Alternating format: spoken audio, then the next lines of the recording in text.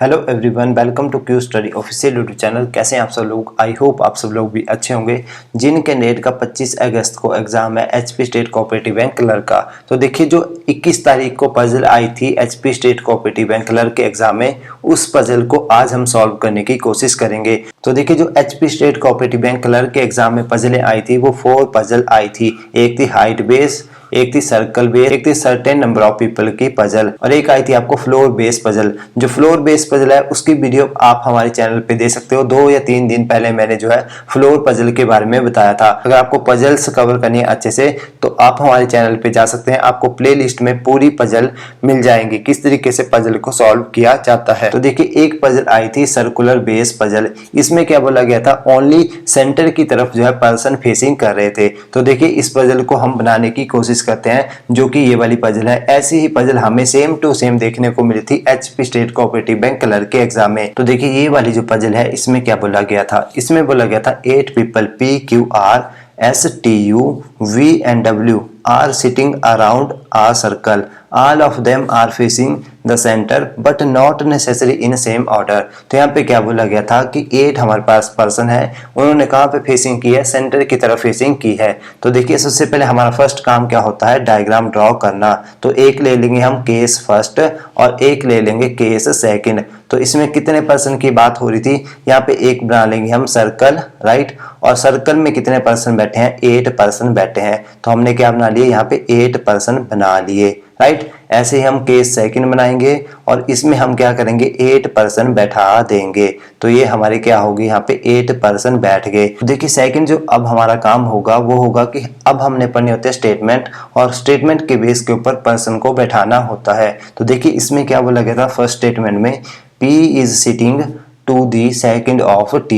जो T है उसके सेकंड पे कौन बैठा है, P बैठा है। बट यहाँ पे ये नहीं बोला गया था कि T के राइट पे बैठा है P या लेफ्ट पे बैठा है। देखिए अब हम मान के चलते हैं यहाँ पे बैठा है T, तो एक कंडीशन ये बन सकती है कि T के सेकंड राइट पे कौन बैठा है, P बैठा है। तो T का सेकंड राइट कौन आएगा, 1 और 2, तो ये आ गया T का सेकंड राइट। तो यहाँ पे कौन आ गया, P आ गया। तो देखिए सेकंड जो केस बनेगा इसमें T बैठेगा यहाँ पे, और T के सेकंड लेफ्ट पे कौन बैठेगा, अब P बैठेगा। तो देखिए ये है T का फर्स्ट लेफ्ट, ये है T का सेकंड लेफ्ट, तो यहाँ पे कौन आ जाएगा, P आ जाएगा। तो अब हमारी कंडीशन जो है दोनों केसों में सेटिस्फाई हो गई। अब हमने पढ़नी है नेक्स्ट स्टेटमेंट को। तो देखिए नेक्स्ट स्टेटमेंट में क्या बोला था, S is sitting next to the left of R। जो R है उसके नेक्स्ट लेफ्ट पे कौन बैठा है, S बैठा है। बट अभी हमें यहाँ पे कंफर्म नहीं हुआ कि S और R कहाँ पे बैठे हैं। तो देखिए अब हम पढ़ लेते हैं नेक्स्ट स्टेटमेंट को। इसमें क्या बोला था, U is sitting opposite to W। जो हमारे पास U है वो किसके अपोजिट में बैठा है, अब W के अपोजिट में बैठा है। बट यहाँ पे अभी हमें कंफर्मेशन नहीं हुई कि U और W कहाँ पे बैठे हैं। तो अब हम पढ़ते हैं नेक्स्ट स्टेटमेंट को। इसमें क्या बोला था, W is sitting third to the left of P। जो P है उसके थर्ड लेफ्ट पे कौन बैठा है, अब W बैठा है। तो देखिए ऊपर क्या बात की जा रही थी कि हमारे पास हर एक पर्सन कहाँ पे फेसिंग कर रहा था, सेंटर की तरफ फेसिंग कर रहा था। तो देखिए ये था हमारे पास यहाँ पे फर्स्ट केस में P, और P कहाँ को फेस कर रहा था, सेंटर की तरफ फेसिंग कर रहा था। तो इसका राइट होगा ये, इसका लेफ्ट होगा ये। और यहाँ पे कंडीशन क्या दी गई थी, W is sitting third to the left of P। जो P है इसके थर्ड लेफ्ट पे कौन बैठा है, W बैठा है। तो देखिए हमारे पास W कहाँ पे आ जाएगा, ये था P, इसका लेफ्ट था ये, तो फर्स्ट लेफ्ट ये हुआ, सेकंड ये हुआ, थर्ड ये हुआ। तो इसका मतलब W कहाँ पे आएगा, यहाँ पे W आ जाएगा। ऐसे ही अब हम क्या करेंगे, इस कंडीशन को सेटिस्फाई करेंगे केस नंबर सेकंड में। तो ये था हमारे पास केस नंबर सेकंड, यहाँ पे ये था हमारे पास P, और P फेसिंग कर रहा था सेंटर की तरफ। ये इसका हुआ राइट, ये हुआ इसका लेफ्ट। और यहाँ पे कंडीशन क्या दी गई थी कि जो W है वो P के थर्ड लेफ्ट पे बैठा है। तो ये हुआ इसका फर्स्ट लेफ्ट, ये हुआ सेकंड, ये हुआ थर्ड। तो यहाँ पे क्या आ जाएगा, W आ जाएगा, राइट। तो दोनों केसों में ये भी कंडीशन हमारी क्या हो गई, सेटिस्फाई हो गई। और देखिए इसकी पीछे वाली जो स्टेटमेंट थी इसमें क्या बोला गया था, U is sitting opposite to W। जो W है इसके अपोजिट में कौन बैठा है, U बैठा है। तो ये आ गया हमारे पास फर्स्ट केस में W, तो इसके अपोजिट में कौन बैठा था, U बैठा था। तो U कहाँ पे आ जाएगा, यहाँ पे आ जाएगा फर्स्ट केस में। और जो सेकंड केस था इसमें हमारे पास W कहाँ पे बैठा था, ये हमारे पास W यहाँ पे बैठा था। तो W के अपोजिट में कौन बैठ रहा था, U बैठ रहा था, तो यहाँ पे कौन आ जाएगा, U आ जाएगा, राइट। तो देखिए अब हमारी कंडीशन जो है दोनों केसों में सेटिस्फाई हो गई। देखिए अब हम पढ़ते हैं नेक्स्ट स्टेटमेंट को। इसमें क्या बोला गया था, R is neighbour of neither W nor T। जो R है ना वो W का नेबर है ना वो T का नेबर है, तो इसका मतलब फर्स्ट केस में R कहाँ पे आएगा। तो देखिए फर्स्ट केस में ये था यहाँ पे T, ये था W, तो देखिए ना वो R जो है ना वो T का नेबर था ना वो W का नेबर था, तो इसका मतलब R यहाँ पे भी नहीं आएगा और R यहाँ पे भी नहीं आएगा। तो देखिए अब हमारे पास R के लिए कौन कौन सी पोजीशन बच गई फर्स्ट केस में। तो देखिए एक तो बच गई ये वाली पोजीशन और एक बच गई ये वाली पोजीशन, बट इसके लिए अब हमें क्या करना पड़ेगा, पहले नेक्स्ट स्टेटमेंट को पढ़ना पड़ेगा। इसमें क्या बोला गया था, R is sitting opposite to Q। जो हमारे पास Q है इसके अपोजिट में कौन बैठा है, R बैठा है। तो देखिए हमारे पास R के लिए कौन कौन सी पोजीशन बची थी, एक बची थी ये और एक बची थी ये। तो देखिए अगर हम इस वाली पोजीशन को देखें तो इसके अपोजिट में कौन आ रहा था, यहाँ पे T आ रहा था, तो इसका मतलब जो ये वाली कंडीशन थी ये यहाँ पे सेटिस्फाई नहीं होनी थी। तो इसका मतलब ये हुआ कि फर्स्ट केस में R कहाँ पे आएगा, R आ सकता था यहाँ पे, तो यहाँ पे आ गया हमारे पास R, और R किसके अपोजिट में बैठा था, अब वो बैठा था Q के अपोजिट में, क्योंकि ये वाली स्टेटमेंट में क्या बोला था, R is sitting opposite to Q। तो R किसके अपोजिट में बैठा है, अब Q के अपोजिट में बैठा है, तो इसका मतलब यहाँ पे कौन आ जाएगा, Q आ जाएगा। तो ऐसे ही हम क्या करेंगे, केस नंबर सेकंड में इस स्टेटमेंट को सेटिस्फाई करेंगे। तो देखिए हमारे पास क्या बोला था, W और T का नेबर कौन नहीं है, R नहीं है, तो इसका मतलब ये था यहाँ पे W सेकंड केस में। तो देखिए यहाँ पे भी R नहीं आ सकता है, यहाँ पे भी R नहीं आ सकता है, और T का नेबर भी R नहीं है, तो इसका मतलब R यहाँ पे भी नहीं आएगा। तो देखिए सेकंड केस में R की पोजीशन क्या बच गई, तो सेकंड केस में ओनली R की पोजीशन बच गई ये वाली, तो R आ जाएगा यहाँ पे।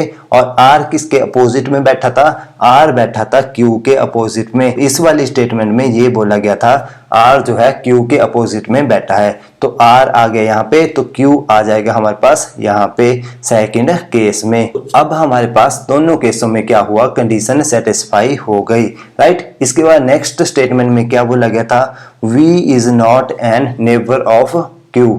जो हमारे पास Q है उसका नेबर कौन नहीं है, V उसका नेबर नहीं है।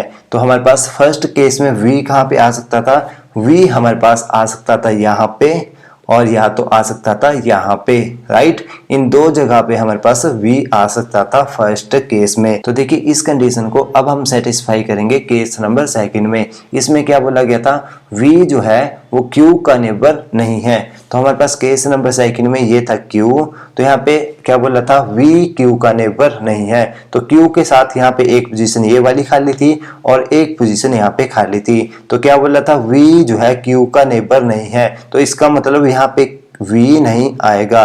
तो V की ओनली पोजीशन कौन सी बच गई, ये वाली पोजीशन बच गई ओनली V की, तो यहाँ पे कौन आ जाएगा, V आ जाएगा, राइट, केस नंबर सेकंड में। तो देखिए अब हमारे पास दोनों केसों में ये वाली कंडीशन भी सेटिस्फाई हो गई। तो देखिए एक स्टेटमेंट जो थी वो हमने छोड़ दी थी, स्टेटमेंट नंबर सेकंड। इसमें क्या बोला था, S is sitting next to the left of R। यहाँ पे बोला गया था जो S है वो R के नेक्स्ट लेफ्ट पे बैठा हुआ है। देखिए फर्स्ट केस में ये था हमारे पास यहाँ पे R, और R फेसिंग कर रहा था सेंटर की तरफ, तो ये इसका राइट होगा, ये इसका लेफ्ट होगा।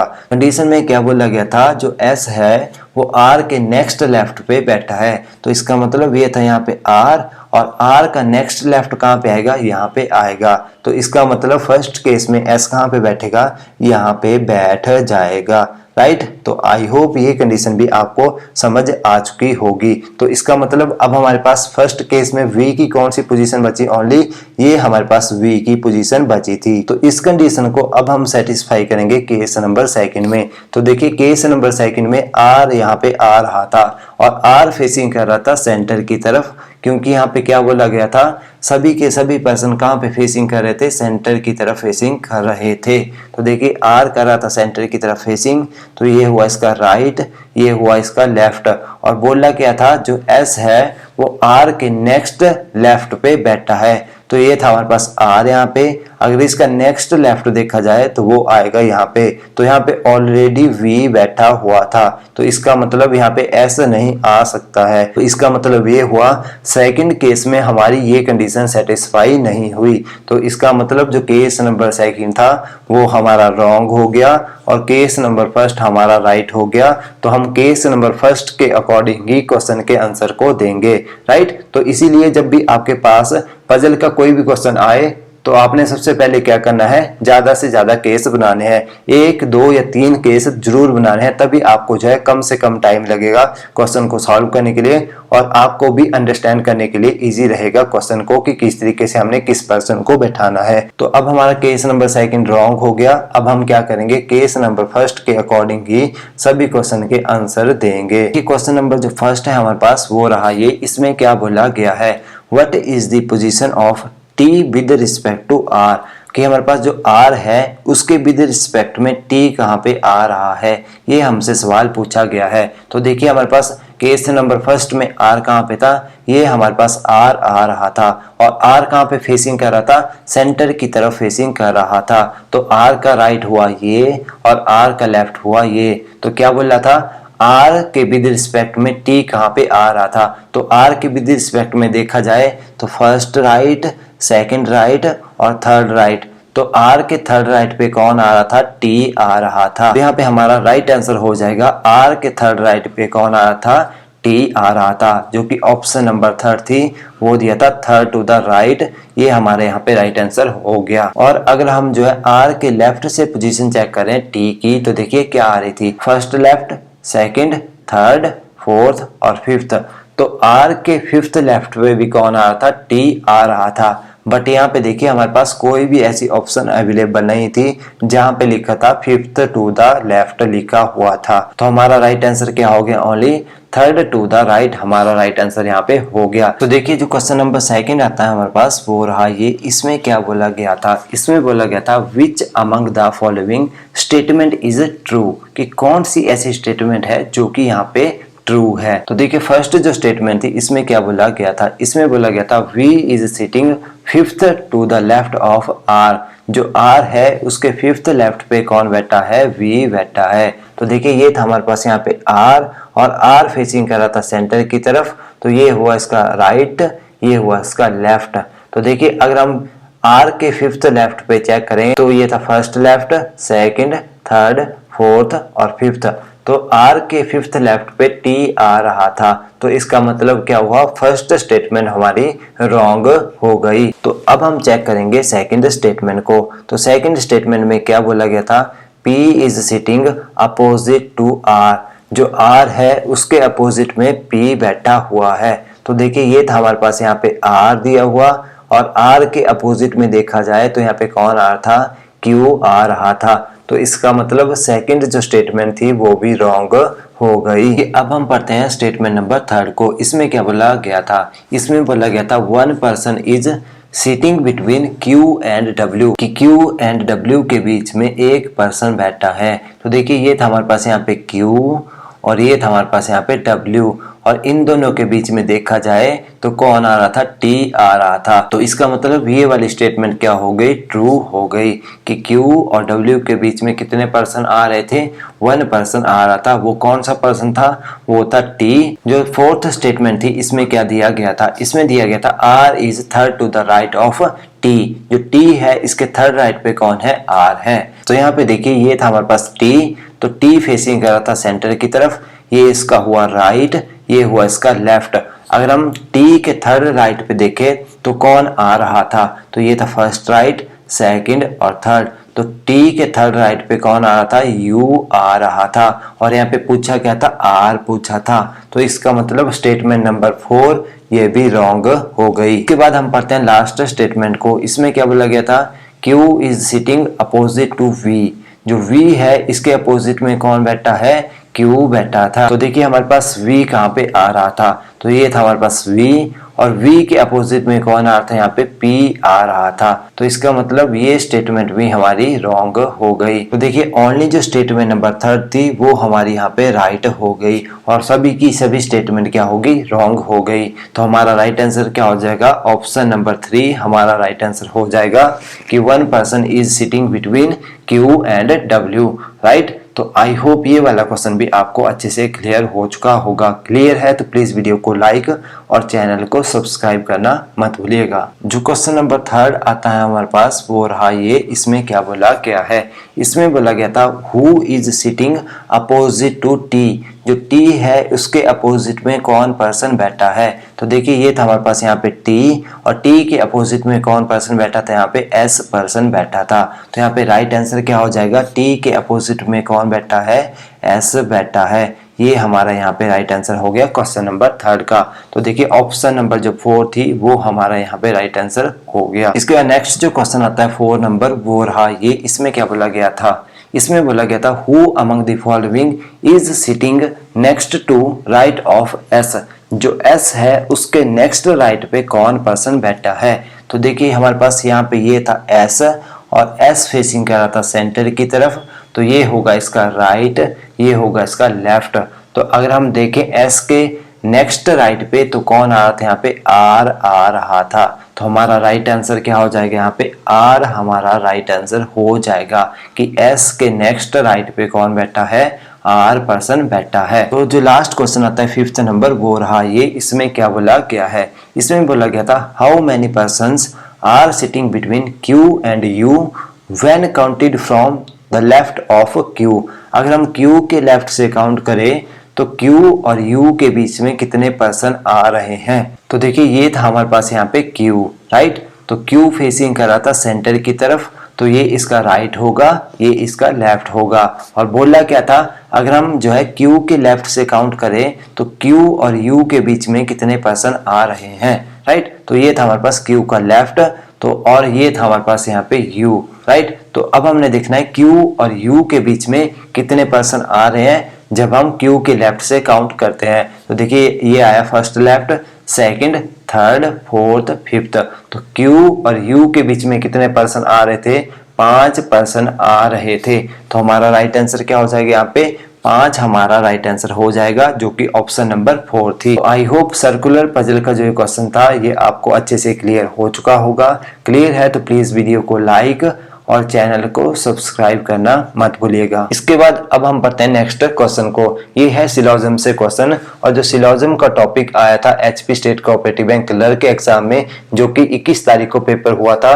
इसमें 3 क्वेश्चन सिलोजिज्म के देखे गए थे, और जो क्वेश्चन देखे गए थे उनमें देखा गया था ओनली अ फ्यू का केस और नो का केस देखा गया था। तो उसी पैटर्न के बेस के ऊपर मैंने ये क्वेश्चन भी डिराइव किए हैं। तो देखिए फर्स्ट क्वेश्चन में क्या बोला गया था, इसमें देखिए एक होती है स्टेटमेंट, एक होता है कंक्लूजन। हमें स्टेटमेंट के बेस के ऊपर वेन डायग्राम को बनाना पड़ता है, उसके बाद हमें कंक्लूजन को चेक करना पड़ता है। तो देखिए सबसे पहले हम पढ़ते हैं फर्स्ट स्टेटमेंट को। देखिए जो फर्स्ट स्टेटमेंट है इसमें क्या बोला गया था, इसमें बोला गया था सम स्टार्स आर मून्स, कि हमारे पास कुछ जो स्टार हैं वो क्या है, यहाँ पे मून भी है। तो हमारा डायग्राम क्या बन गया, ये वाला बन गया कि कुछ जो स्टार हैं वो क्या है, मून भी है। जो सेकंड स्टेटमेंट थी इसमें क्या बोला गया है, इसमें बोला गया था नो मून आर सन, कि कोई भी जो मून है वो क्या नहीं है, सन नहीं है। तो हमारे पास डायग्राम बन जाएगा कुछ इस तरीके से। तो इसके बाद हमारे पास जो थर्ड स्टेटमेंट थी वो दी थी ये, इसमें क्या बोला गया है only a few sun are planet, कि हमारे पास जो कुछ सन है वो क्या है, प्लेनेट है। ओनली अ फ्यू का केस जो होता है इसको बोला जाता है सम का केस। यहाँ पे बोला क्या था, only a few sun are planet, कि हमारे पास कुछ सन जो है वो क्या बन जाएंगे, यहाँ पे अब प्लेनेट बन जाएंगे, क्योंकि ओनली अ फ्यू का केस क्या होता है, सम का केस होता है। तो अब हमारे पास क्या है, व्हेन डायग्राम रेडी है।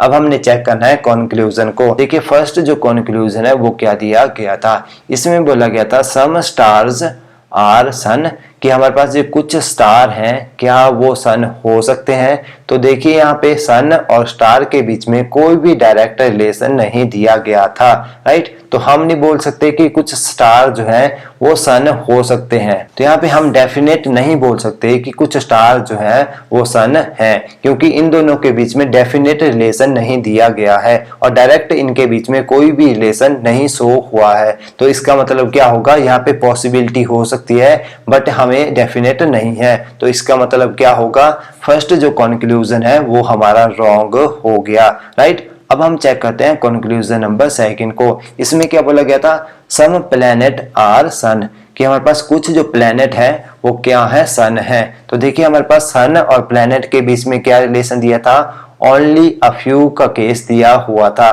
तो वो क्या होता है, सम का केस होता है। और हमसे कंक्लूजन में पूछा भी क्या था, सम प्लैनेट आर सन। देखिए जब हमारे पास कुछ सन जो है वो प्लैनेट हो सकते हैं तो कुछ प्लैनेट जो है वो सन भी हो सकते हैं, राइट। ये क्या होगा, वाइस वर्सा होगा। तो इसका मतलब हमारे पास सेकंड जो कंक्लूजन है वो दिया था सम प्लैनेट आर सन, ये क्या हो जाएगा, हमारा राइट हो जाएगा। तो देखिए जो कंक्लूजन नंबर सेकंड था वो क्या हो गया, हमारा राइट हो गया, राइट। और जो कंक्लूजन नंबर फर्स्ट था वो हमारा रॉन्ग हो गया।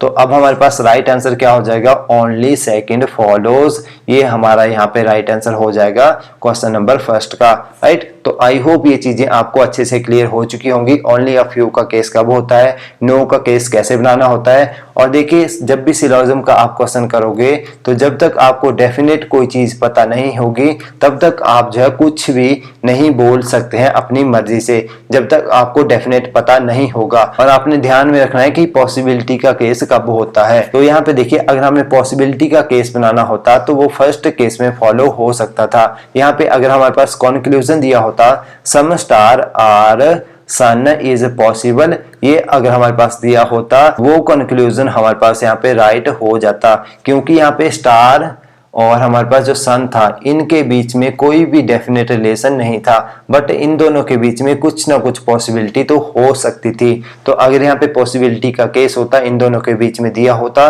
तो वो क्या होता, ट्रू हो जाता, राइट। तो आई होप अब आपको पॉसिबिलिटी वाला केस भी समझ आ चुका होगा कि पॉसिबिलिटी कब हमारी जो है ट्रू होती है। तो देखिए नेक्स्ट जो क्वेश्चन आता है सिलोजिज्म का वो रहा ये। इसमें क्या बोला गया है, इसमें बोला गया था आर स्केल्स आर पेंसिल, कि हमारे पास जो सारे के सारे स्केल हैं वो किसके अंदर है, पेंसिल के अंदर रखे गए हैं। तो देखिए इसका डायग्राम कैसे बनेगा, ऑल स्केल आर पेंसिल, ये हमारे पास क्या बन जाएगा, फर्स्ट स्टेटमेंट का डायग्राम बन जाएगा। तो जो सेकंड स्टेटमेंट दी थी वो दी थी ये, इसमें क्या बोला गया था, सम पेंसिल्स आर पेन्स, कि हमारे पास जो कुछ पेंसिल्स हैं वो क्या है, पेन्स भी हैं। तो हमारे पास ये था पेंसिल, तो क्या बोला गया था, कुछ पेंसिल जो है वो पेन भी है।